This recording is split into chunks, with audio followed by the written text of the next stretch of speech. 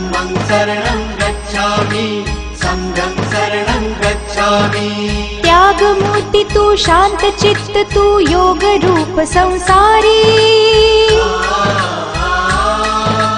दया प्रेमान मानवतेचे प्रतीक तुझी ईश्वरी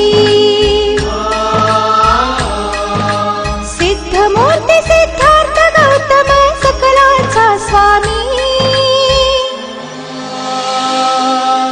धम्मं शरणं गच्छामि संघं शरणं गच्छामि।